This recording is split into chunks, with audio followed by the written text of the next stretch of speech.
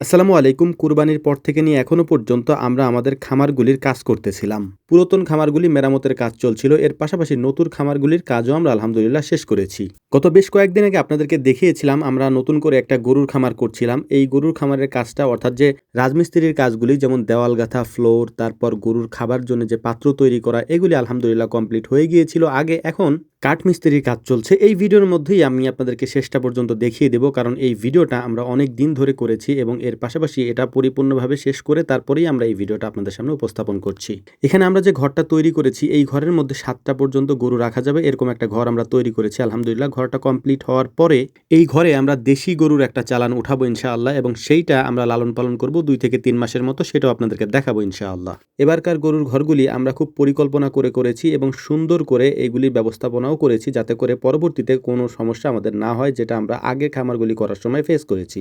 নতুন গরুর ঘরটা আমাদের কমপ্লিট হয়ে গিয়েছে। এখন আমাদের পুরাতন যে খামারটা ছিল সেই খামারের সামনে একটা বাগান বিলাস গাছ ছিল। এটা অনেক দিন পর্যন্ত অনেক বড় হয়ে গিয়েছে, যার কারণে আমরা এখান থেকে হাঁটাচলা করতে পারছিলাম না। এর পাশাপাশি এখানে কাজও করাটা বেশ দুষ্কর হয়ে যাচ্ছিল। এ কারণে এই গাছটাকে আমরা কেটে ফেলেছি যাতে আগামীতে এই গাছ থেকে ডালপালা গজিয়ে আরো সুন্দর ফুল ফোটে। আমরা গাছটাকে পরিপূর্ণভাবে কাটিনি, একেবারে মাঝখান থেকে কেটে দিয়েছি যাতে এখান থেকে আবার ডালপালা গজায়। এই গাছের পাশাপাশি আমাদের এখানে আরো যে গাছগুলি ছিল সেই গাছগুলিও বড় হয়ে গিয়েছে। এর কারণ হচ্ছে ঘন ঘন বৃষ্টি হচ্ছে, আর এই বৃষ্টির কারণেই হচ্ছে এই সময়টাতে গাছগাছালি বাড়ে বেশি। তাছাড়া আমাদের সামনে যে দৃশ্যটা দেখতে পাচ্ছেন এইটা হচ্ছে আমাদের গরুর খামারের ভেতরে যে বড় গরুগুলি থাকে ওই গরুগুলি হচ্ছে এই নেটগুলিকে কামড়িয়ে ছিঁড়ে ফেলে।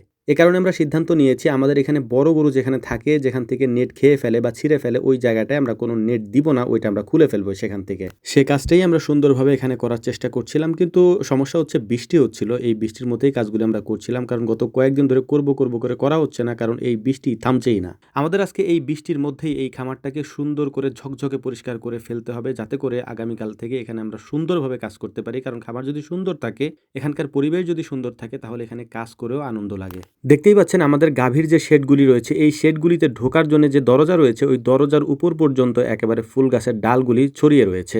আমাদের এখান দিয়ে একেবারে নিচু হয়ে তারপরে ঢুকতে হতো, এই কারণে আমরা এখান থেকে সমান করে এই ডালগুলিকে কেটে দিয়েছি যাতে ভেতরে ঢুকতে বেরোইতে সমস্যা না হয়। প্রতিদিন এখানে ঝাড়ু দেওয়া হয়, পরিষ্কার করা হয়, কিন্তু আমি নিজে যেটা করি সেটা অন্য কেউ করলে সেটা আমার পছন্দ হয় না, এটা একটা সমস্যা।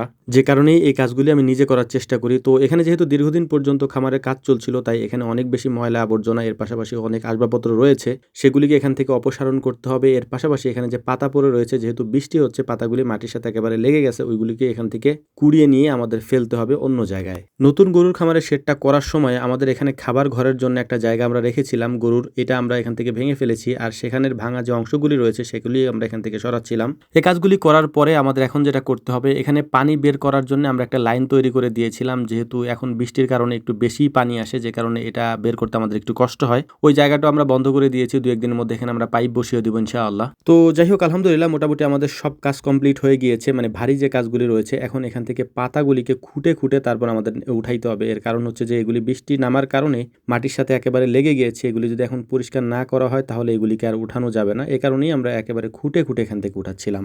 একটা বিষয় এখানে বলে রাখি আপনাদেরকে, আমরা যে নতুন গরুর খামারটা করেছি আলহামদুলিল্লাহ সেখানে আমরা গরু নিয়েও এসেছি, এটা আপনাদেরকে দেখাবো ইনশাআল্লাহ আমরা। তো আমাদের এই কাজগুলি শেষ মুহূর্তে করার জন্য আমাদের এখানে একটা ছাতা ছিল, এই ছাতাটাও আমরা এখানে লাগিয়ে দিলাম। গরু যে নিয়ে আসছি এই কথাটা আপনাদেরকে বলে দিলাম এই কারণেই, কারণ হচ্ছে যে আমরা আসলে গরুগুলি আগেই আনছি এবং আমাদের এখানে পর্যবেক্ষণ করে রাখার পরে তারপর ফাইনালি ভালো ফলাফলটাই আমরা আপনাদের সামনে উপস্থাপন করার চেষ্টা করবো ইনশাআল্লাহ। তো আমাদের কাজগুলি শেষ হয়ে গিয়েছে, আমাদের জন্য দোয়া করবেন। আসসালামু আলাইকুম রহমতুল্লাহ।